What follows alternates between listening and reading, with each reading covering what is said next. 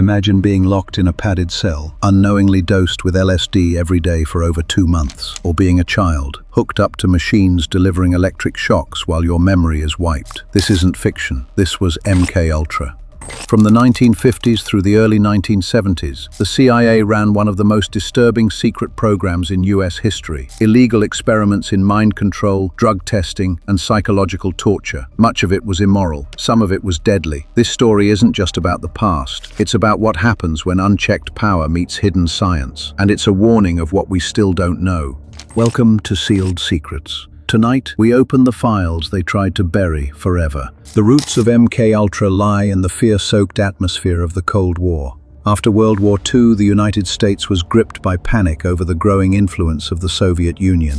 News stories claimed that captured US soldiers were being brainwashed in Korean prison camps. The idea that the enemy could control minds was terrifying, and the CIA was determined not to fall behind. In 1950, the CIA launched Project Bluebird, followed by Project Artichoke. These were early attempts to explore hypnosis, drug-based interrogation, and psychological conditioning. Their mission was to find ways to control human behavior, erase memories, and create programmable individuals who could carry out missions without knowing it. By 1953, under the leadership of CIA Director Allen Dulles, these programs evolved into something even more secretive and ambitious. MK Ultra. With the help of chemist Sidney Gottlieb, the CIA began a quest to unlock the secrets of the human mind using methods that would later shock the world. These weren't just experiments, they were acts of psychological warfare, carried out not on enemies, but on American citizens and allies.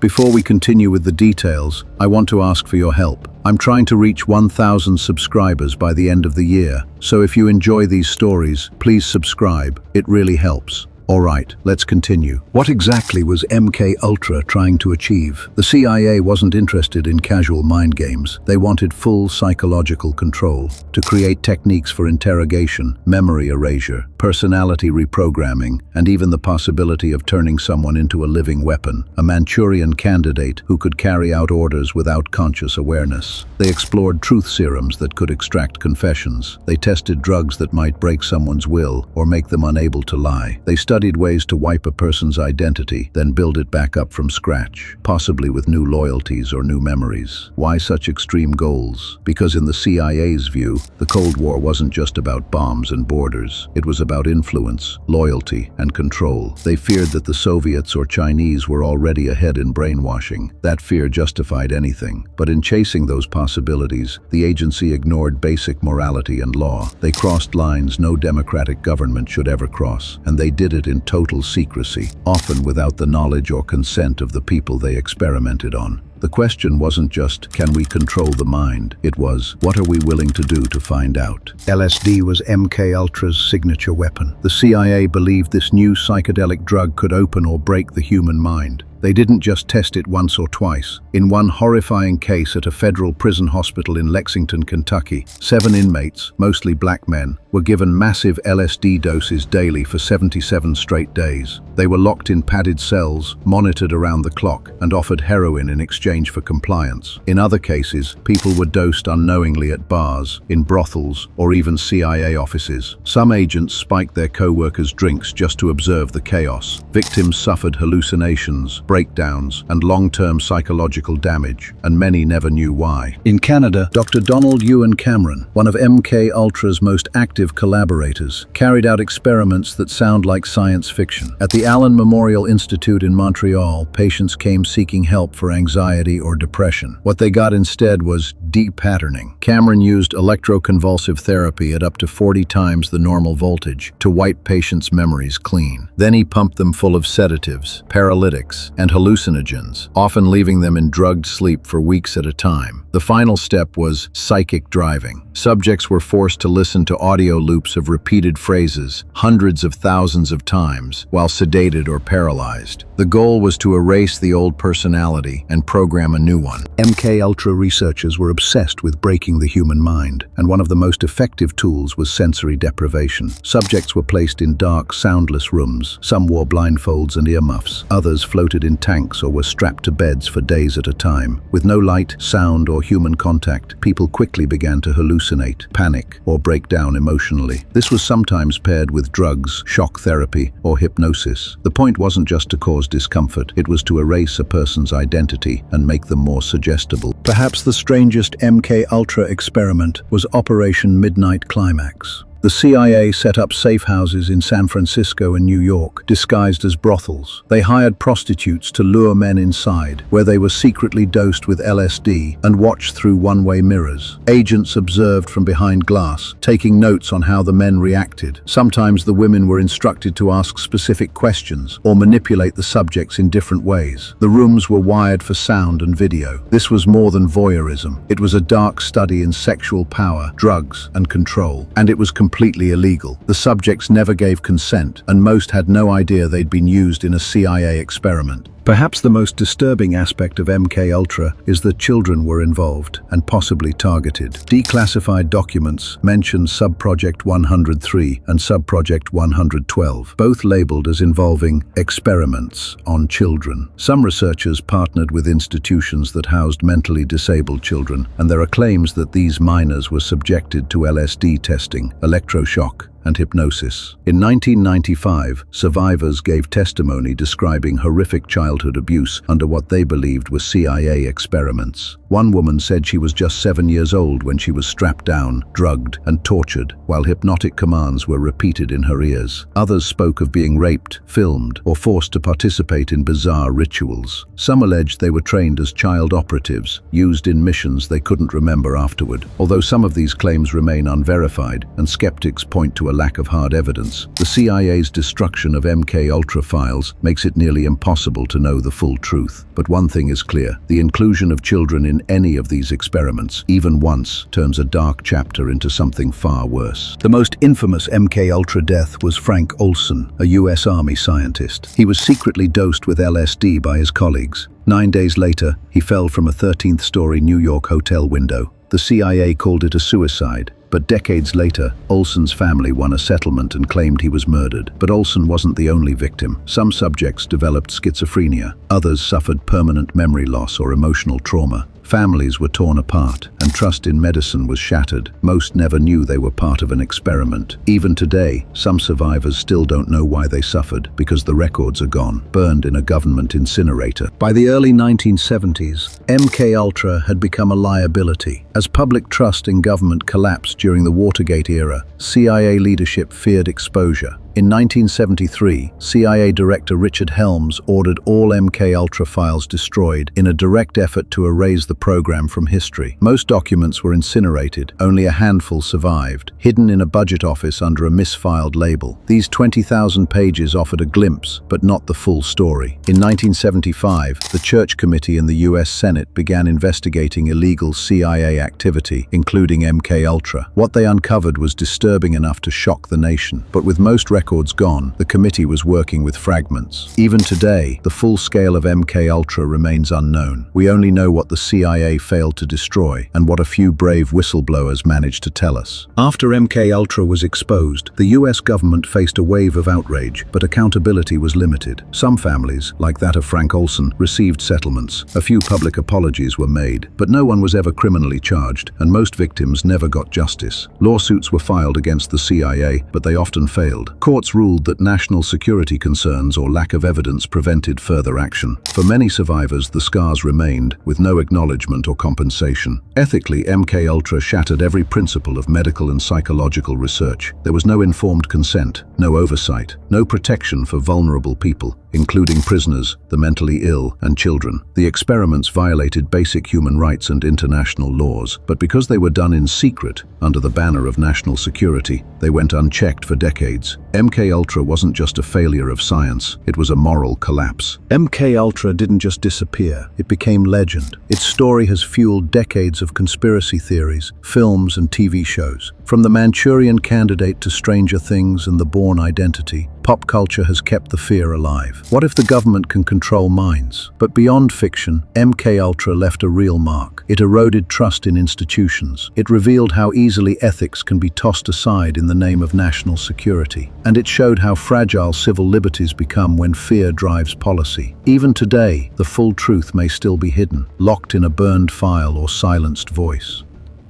MK Ultra was more than a secret experiment. It was a betrayal. A government turned its own citizens, allies, and even children into test subjects in a quest to control the human mind. We may never know the full extent of what happened. Too many records were destroyed. Too many people were silenced. But what we do know is enough to shock the conscience. MK Ultra stands as a warning. In the wrong hands, science and secrecy can become weapons. The line between defense and abuse can vanish unless we demand transparency, accountability, and humanity from those in power. This has been Sealed Secrets. Subscribe for more forbidden histories and chilling mysteries. Every week we open the files they never wanted you to see, because the truth is never where they say it is.